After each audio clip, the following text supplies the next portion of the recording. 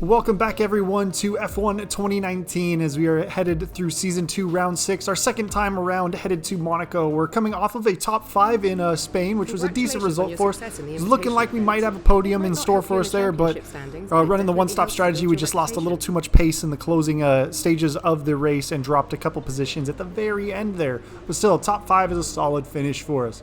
So here in the garage, we've got all three of our developments have arrived safe and sound. As far as weather goes, a cloudy but dry qualifying, but we are going to have a little bit of rain at the very tail end of the race. You can see with those three developments coming in just how much we've closed up on Ferrari, and as a result closed up on the top 3 teams of the development chart there. And you can also see McLaren took a pretty big jump there. But so we're just popping into the R&D screen here, seeing all the stuff that's coming through, seeing how we're doing in the development chart. Nothing in progress right now. Ferrari's holding pretty steady, so I would estimate that they're probably going to have a pretty big jump coming up pretty soon. And then we're just kind of popping in, checking the wear of our various components to make sure we're not going to blow anything up through our practice sessions. But let's head over to qualifying.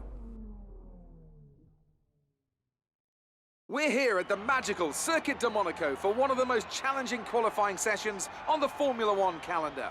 Who can add their name to the illustrious list of Monte Carlo pole sitters here today?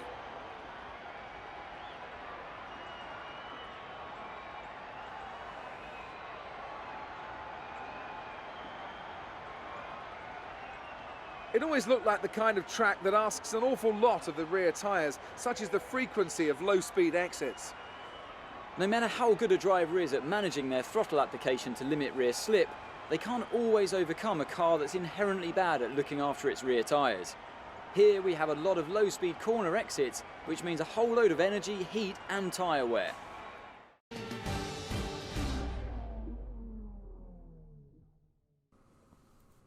All right, so here we are out on the track. We took our strategic gearbox penalty last week at Spain, so we can try and turn in our best qualifying performance here in Monaco because, you know, you can see it yourself. There's tight walls everywhere. It's not a very easy track to overtake on. You have to have a significant pace advantage, and there's really only 1 or 2 real overtaking zones on the track. So, and especially with the way the AI has great traction out of flat-out corners, or I mean low-speed corners, and is able to get on the power very smoothly, that's really the start of the overtaking zone, so it really puts you on the back foot. But here we are coming around for our second flying lap of qualifying.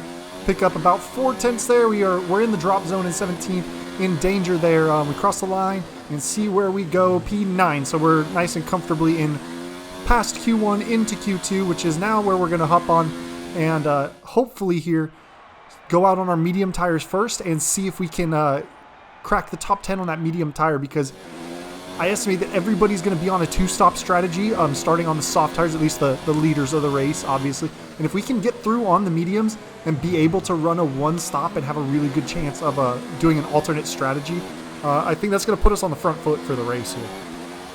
Obviously, the rain can come in depending on when it starts raining at the end of the race there.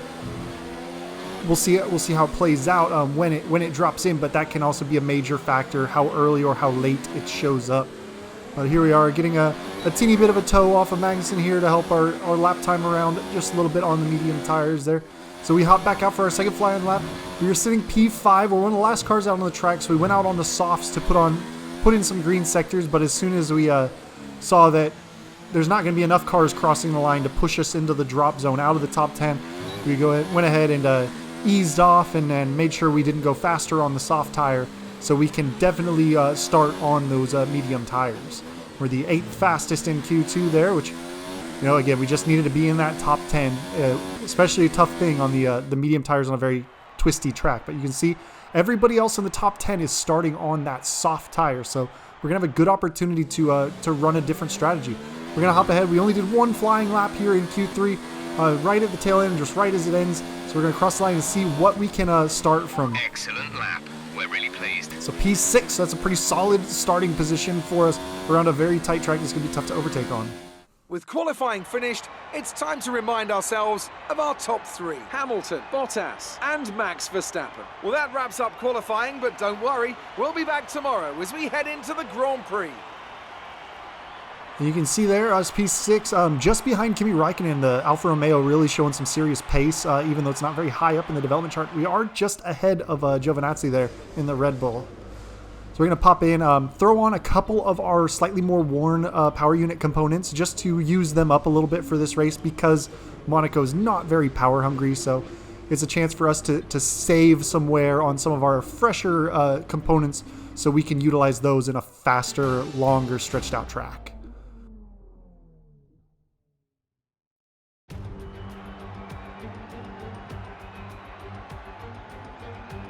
Motor racing has come a long way since the first Grand Prix of the early 20th century. We have faster cars, bigger circuits, highly trained drivers who've dedicated their lives to racing. But still, we return here. Still, it remains the most desired victory in Formula One. Still, we race the Monaco Grand Prix. We're on the French Riviera once more this weekend at the 2-mile-long Circuit de Monaco. The cars will climb around 40 metres up the hill, past the casino, and then descend downwards towards the harbour through Sector 2. It's a very short run from pole position to the first of the 19 corners at Saint-Devote. And don't expect to see much overtaking here today. With me today, of course, is Anthony Davidson. We should talk about Alfa Romeo. What do you make of their performance so far this season? Well, the atmosphere within that team seems very positive at the moment. Everyone seems like they're in great spirits and having a lot of fun doing what they do, and that's definitely contributed to the performances we've seen.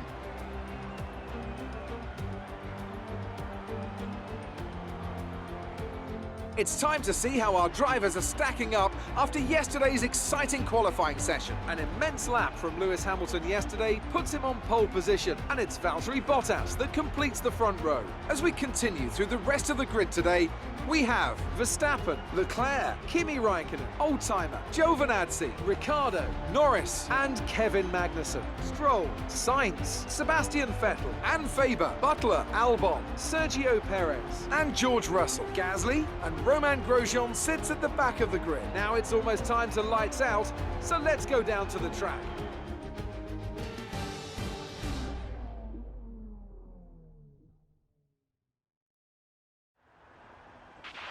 Okay, don't try anything silly into one. It's going to be crazy in there. Just do your best to stay out of trouble.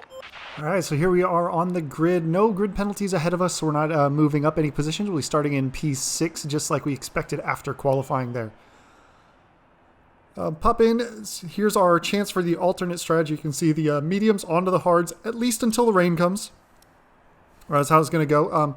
My hope here is that the other two-stop strategies and the rain comes late enough that the two-stoppers are going to have made their second stop already and then have to come in and fit an intermediate tire on. So I'm hoping for like maybe 3 or 4 laps of actual wet race running. Not so few that you're able to stretch the dry on to the very end of the race, run that last lap, kind of like Monza last season, but not so early that they're going to be jumping onto the intermediate around the time of their last stop. So here we are getting ready. Hopefully a good run down into turn 1. Not a great overtaking opportunity. So we have to kind of stick our nose in, make sure Giovinazzi doesn't get by us. We kind of tap into the back of Räikkönen there. Last week it was all his fault for crashing pretty hard into the back of us and us picking up the warning. This time I'll own it. I was kind of running a little faster, kind of checking my mirrors to make sure that Giovinazzi didn't get by us there and hold the position just behind Räikkönen. So we gave him just a teeny tiny love tap coming out of turn 1 there. But once again, we are running ahead of Giovinazzi in that other Red Bull seat, which was an interesting driver move in the offseason. Obviously, the Red Bull at the tail end of last season and starting this season had, the #1 car in the performance index on the grid. And they had closed out the season with Daniel Ricciardo, back in his Red Bull seat and putting in some good performances. But now, Giovinazzi's really not been bringing out the best in that car. As you can see on the minimap, the gap that's already opening up behind us. And he just really hasn't been performing the same way. I mean, his teammate Verstappen has been winning races and challenging for the Drivers' Championship with Lewis Hamilton so far this season. But Giovinazzi is just really, he's behind us in the standings at this point. He's just really not been a great performer in that car. So wouldn't be very surprised if they make a driver change some point during this season to try and get a little more pace, because at this point it's really harming their chance at a good finish in the Constructors' Championship, even with Max Verstappen fighting for the lead of the Drivers' Championship there. And now in this early stage of the race, it's kind of feeling out how the car is feeling and how the other guys are running. We have to try and keep up with Kimi Räikkönen. I don't think it's going to be too difficult once we get our medium tires switched on. Obviously in the first lap or so, the softs are pretty much straight up to temperature and ready to go. Mediums take a little bit of break in that first lap or so. They tend to be a little slippy. But Räikkönen is not part of that top group of performance index on the chart. So there's a good chance that he's going to fall back. As you can see, there's starting to be a little bit of a gap now from Verstappen, both Mercedes and Leclerc in front of us. So we have to either try and get by him as soon as possible to help close that, not lose that gap, or he's got to, try and not let those leaders get too far away from us. But the gap between us and the leaders is about the same as what you got Giovinazzi there in the rear view mirror. Okay, entering lap 3 now. DRS has been enabled. All right, so there's only the one DRS section on this track down the start-finish straight there. The other big overtaking opportunity is after the tunnel into the chicane there. But you can see we jump ahead lap 6. We still haven't been able to get by Räikkönen. There just haven't been quite enough of a run to get through him. Obviously, you're coming off of the last corner into the DRS area, which is a huge high traction zone. And like I was saying, the AI just applies throttle darn near perfectly coming out of there. So it's really tough to get a really good run into that corner unless you're very good on the throttle there. And same with coming through the tunnel. As you make that final right-hander onto the Marina straight there, you really have to be straight up on it. You can get a little bit of a run here, but not quite enough to dive up the inside. And you can see just how much of a gap on the map there is to the leaders ahead of us. I think at this point they're about 5 seconds up the road, and Giovinazzi is way behind us in a car that should be much faster than ours, is the very surprising part here. So it's just going to be a matter of if we can get by Kimi Räikkönen, we have a good chance of chasing down the leaders. And again, working this one-stop strategy, we want to make sure that we're staying within a pit stop of those leaders. We can let them lead the race, be ahead of us for a little while, but we want to make sure we're inside that. So here we go, coming through the tunnel. Great acceleration there. We crank everything up, and at this time it's just time to get our elbows out. We managed to get fully alongside him into the braking zone there. A little bit of a side-to-side contact, but Brilliant. it's wheel to wheel, and there's really not any other way you're going to get by somebody in that area, because the turn-in point is so tight there. You've really just got to chuck it down the inside, and if you're well enough alongside, I'd say I had at least equal claim to the corner at that point. It's wheel on wheel, side to side. Nobody was really ahead or behind at that point. It sucks that you have to be kind of argy-bargy there to get through. A little bit of NASCAR strats coming in there, but we managed to get through. So we hop ahead, lap 11, so we're about another 4 or so laps up there, and you can see just how far behind we've put Kimi. And we've got Charles only about 1.8 seconds up, so we've really closed in on this lead group. Obviously, them starting on the soft tires, they're going to start to feel some effects of tire degradation, whereas our mediums are still running pretty strong at this point. So the strategy is kind of coming towards us at the early stages of the race here, and if we can manage to chase down this lead group and even, get ourselves off the tail end of that lead group and start fighting our way through some of these positions, we could put ourselves in a really good position for a potential race win around this track. And again, it's going to come down to how the rain behaves, so we'll have to see where that comes in during the race here. But I think we're on a good enough strategy. We're showing good enough pace in these early stages. We're keeping up with the soft tire runners. So if we can stay like that, we're in a good position to potentially be picking up our first race win of our career here.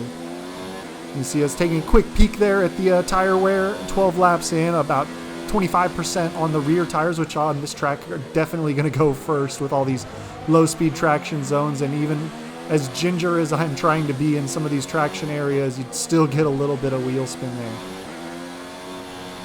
If you take a look ahead, you notice one of the dots of the Mercedes is in fact missing. Lewis Hamilton has already dove in for his first pit stop, and now the rest of the group is coming in here. So we're going to go ahead and and inherit the lead. It looks like Lewis Hamilton is just behind a Renault there, a couple slots back. So now it's time for us to really try and kind of push our way up the field. So here we are, hopping to lap 17. Our tires are really starting to fall off at this point. Hamilton's 11.9 behind us. The gap to the car behind is 11.9 seconds. They're on fresh mediums. Their tyres are 5 laps old. The time last lap was a 1:16.0. All right, so there you go. Yeah, 11.9 seconds behind us, but through the first sector timers now, you can see they're 11.3. So he's closed up about 0.6 in that first little sector split. He's definitely on the faster tire than us at this point, so it's just a matter of us managing this gap until our pit window. The gap behind us is 10.4. There you go, almost another second taken out of that chunk through sector 1, as he's on those fresher tires, better grip. You can see Lance Stroll sitting there in third place. He started on the mediums, is running very long for his first stint here. So we'll see how he comes into play. It could be a position where, depending on how long he stays out, we may cycle behind him once we dive into the pits.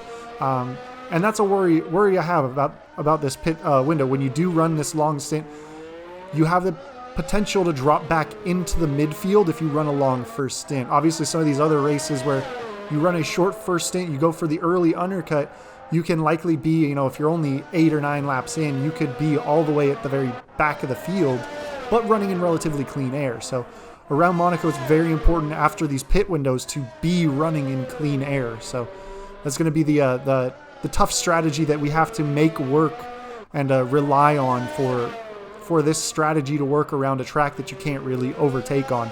And if he can hold up the lead group, then even better. We have even more of a shot to make our strategy work. But it's really going to come down to coming out in clean air, running really good laps at the tail end of our stint here before we box in for those hards, and hopefully have good pace on the hards. In the practice sessions, I was able to run some good laps there, even with the overcast weather. But it's the track temperature is going to drop. It's going to get colder. You need a little bit more work to get those hard tires up to temperature. The softs are a lot easier to get up to temperature in colder track temperature situations. So that's another thing we're going to have to worry about. So we're definitely going to have to push the car. But you can see Hamilton 8.5 seconds behind us as we dive into the pit lane here. Not a bad gap that we've managed so far. He's managed to get through Lance Stroll as well. So Lance Stroll is not going to be really holding Lewis up at all. We'll see where we come out. So they go quickly switching onto the hards. Gonna have to really race our way down through turn 1. Luckily, Monaco, the pit exit cuts the curbing of turn 1. So even if you can see this McLaren pulling up alongside of us, he has to go the long way around those curbs. As soon as we cross through that white line area, we're able to dive to the outside and cut off his acceleration, so we're able to hold that position in front of him. Now again, we got fresh hards on. Tire temperatures are not yet fully up, and again, the hards take a little while to switch on, so we're gonna have to do some defending from this already warmed up and ready to go medium tire behind us. He's gonna have a slight pace advantage on us, but as long as we can hold them off until we get those hards up to temperature, we can be in a good spot. But you can see the lead group is just barely ahead of us. They've been held up pretty massively, and we'll take a peek ahead as soon as we get a look at the mini map. And you can see a pink dot just ahead of both Ferraris, Mercedes, and a Red Bull. And that is Lance Stroll, who is still out on those medium tires. Obviously, Hamilton is not caught up in this group, and unfortunately, he's got completely clean air to just run off ahead. You can see how far ahead that dot is now. But here you go, jumping ahead, lap 23, and you can see how much further that dot has gotten. Hamilton is probably a good 20-25 seconds up the road, so he is basically pit stop safe at this point, and Lance Stroll has thrown a huge wrench into our strategy at this point. One of the Ferraris did peel off. Vettel has jumped into the pit lane there, so we're kind of back to the original 2 through 5 running order that we had, excluding Lance Stroll in front of us. We've got Valtteri, Leclerc, and Verstappen. But in this phase of the race, you can see another pink dot coming up behind the other racing point Sergio Perez closing up behind. We're really just kind of crossing our fingers and hoping at this point that Lance Stroll dives into the pits. I mean, 24 laps of 39 on that medium compound. He's really pushed it a very long way in this race. You know, I'm impressed so far, but his pace has definitely fallen way off. So it's definitely a detriment to us at this point, especially with Lewis getting all the clear air he wants. He's just now crossing the start-finish line. So we hop ahead another 2 laps, lap 26, and Stroll is still not going into the pits. We're still stuck behind him, but we get a good run here. DRS is open. Verstappen gets on the brakes very early. We have to kind of switch off to the inside to make sure we don't crash into him. He was on the brakes way earlier than I thought he was going to be. A good, half a second before the normal braking point that I had used most of the race. So I hit my normal braking point, but he just kind of accordioned his way straight back to us and allowed us to dive up the inside.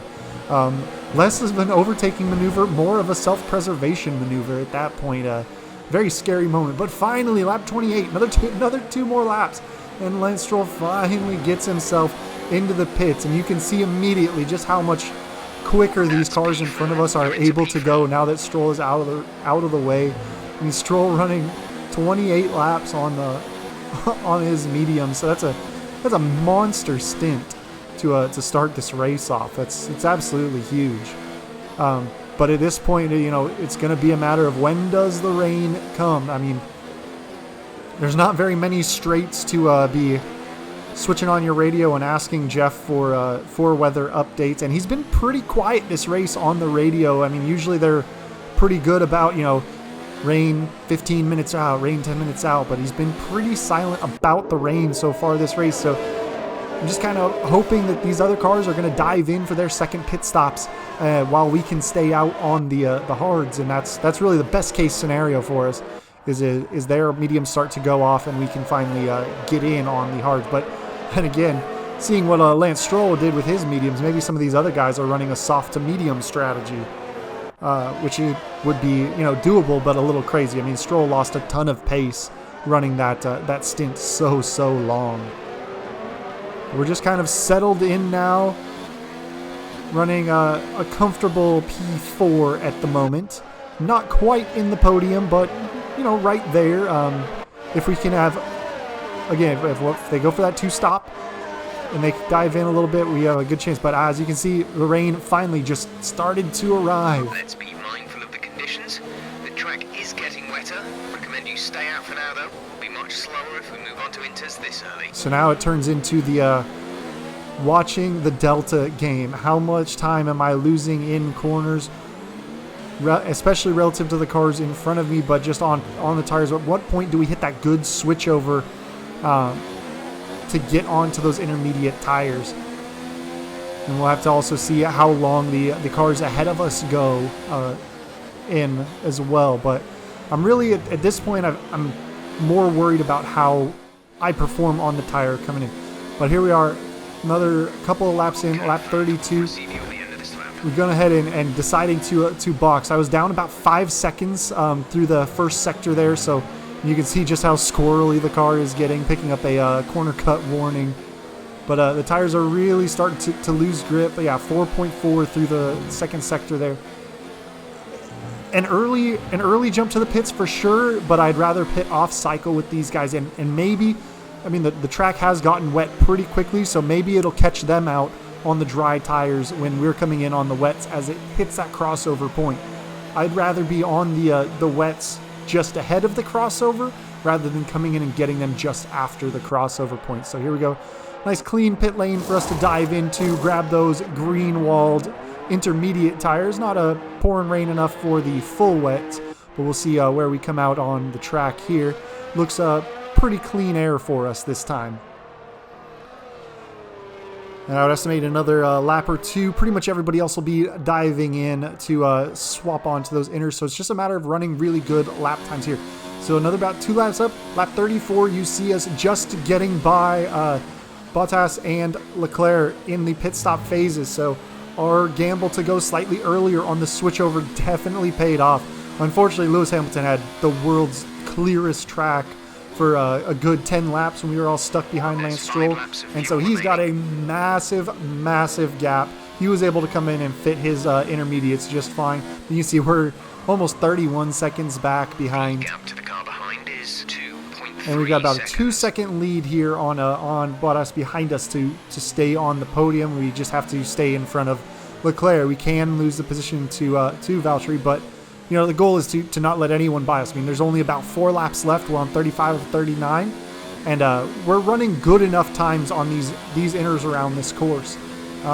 Finally starting to learn how to handle the car in these wet conditions. Still not perfect, especially around tighter, more technical circuits like Monaco here. You can see we jumped to lap 38, and Valtteri's right on my tail now, but yeah, there's really nowhere for him to go. So unless I make a really big mistake in a particular area that allows for an overtake, like I can come as slow as I want through the hairpins in this section here, as long as I get a good exit onto the Marina straight.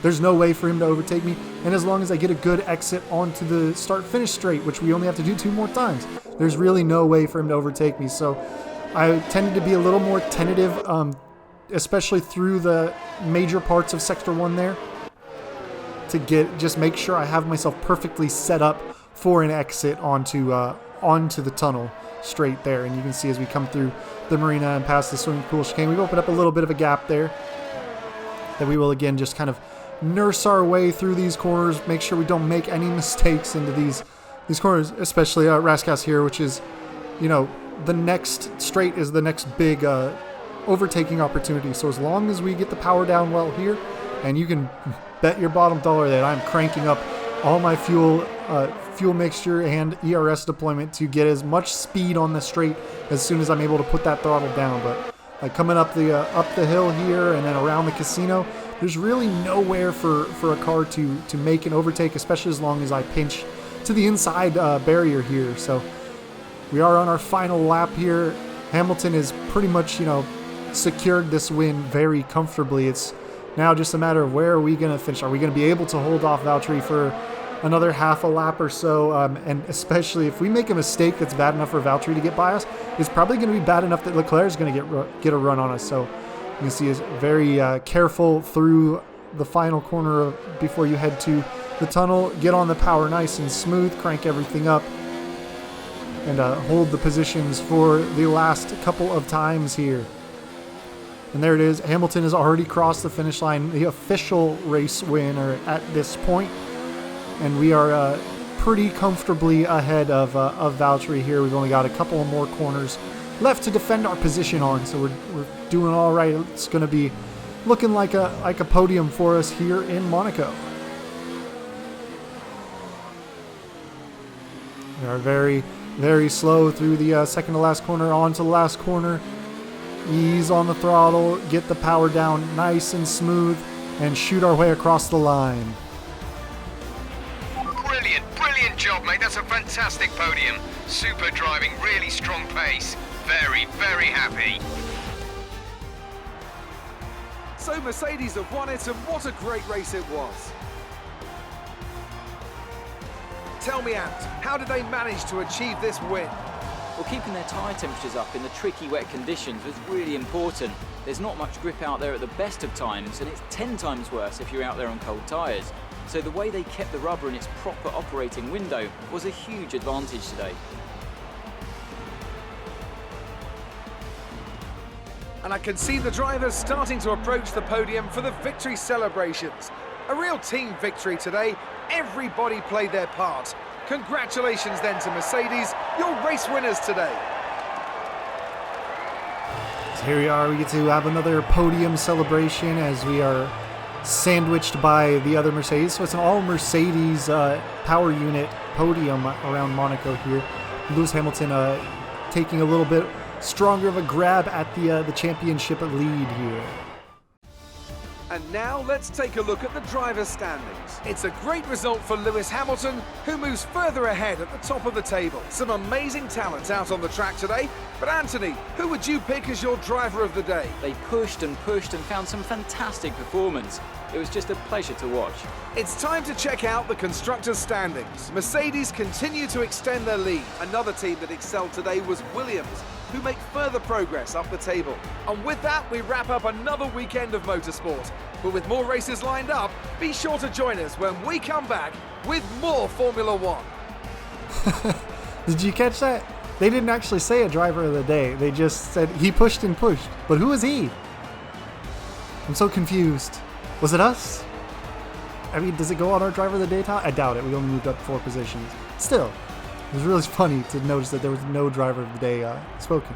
As you can see, Lewis Hamilton growing his lead there over Max Verstappen at the top of the championship leaderboard. We are moving up to fight with that best of the rest group, and we actually jump past Alpha to get ourselves into that best of the rest position now. So really, as you can see, Giovinazzi 10th on the championship standings in literally the best car on the grid. George Russell, unfortunately, not really helping out our team's championship standings, coming out of the points once again. Really struggling a fair bit around this track. Amazing performance out there. I'm sure you're pretty happy with that. It was more like dodgems than Formula One today, wasn't it? Those were just, friendly little nudges. One into the back and another just getting our elbows out to get the pass done. Did you struggle to get through all that traffic today? Nah, I didn't really struggle. I just kind of pushed as hard as I could and sat back when I needed to. You must be happy with the result today. Oh yeah, it's been a great result. The car's looking in great shape for the next race too. You're surpassing all expectations. Can anything or anyone stop you? Not with this power unit. I mean, the power unit's already very strong, and we've got plenty of upgrades we can put into it to really drive it even further up the table. Great. Well, that's everything. Excellent result today. Finishes like that will look good on your contract reviews. On to the next one. Looks like one of your rivals has also been invited to a historical event. This could be a good opportunity to play up your rivalry for the press and expand your reputation. Feels real good to be challenging for podiums again. We had that little bit of a stumble at the start of the season. We didn't really qualify very well, but it was kind of an adjustment to the higher difficulty. I mean, obviously moved that up, but now I'm starting to find my feet on this difficulty again, and getting the car really performing where I want it. Getting a little more fine-tuned on the setup detail as well. Getting a little better at that into each race, so able to maximize our strong areas and help out some of the other areas with aero setup and suspension setup. So it's definitely a big learning curve here. But you can see we're going to pop in one of the slotting a major upgrade in the chassis department to keep that going. We are at the bottom of the table in the chassis department, so we've got to keep climbing that up, keep it moving forward. And again, the power unit, you can see we've only made 5 upgrades on it. There's plenty of opportunity to jump it up the table. So we're going to go ahead and slot another one to help the ERS cooling, which should help us run in higher ERS modes longer, recover more energy, not have to worry about running out of energy, and as a result be able to push the car a little bit more. You see Red Bull still quite a ways away on the top of the tables. Mercedes right there. Ferrari, I would be very surprised if they didn't have a fairly comprehensive upgrade package for Canada coming in next week. And here we are, just kind of taking a peek, seeing how the health of the parts is going here. Probably at some point going to have to take some more power unit penalties, but we'll kind of take those as they come. I'm hoping to not have to do too many more. You can see only 24% wear after 2 races though, so we should be in a good spot with our gearbox. I'm hoping, fingers crossed again, no more gearbox penalties for the rest of the season. So once we hit what is it? I guess Austria or England will be when we'll be done with this current gearbox. We'll be allowed to change it without penalties. So we'll see if we can make it through those races comfortably. But we are headed out to France next to continue the European tour that we've got going on here before we have about another 4 more races before we head into the summer break and the unofficial midway point of the season. But so far, the car's coming around. We're starting to turn in some good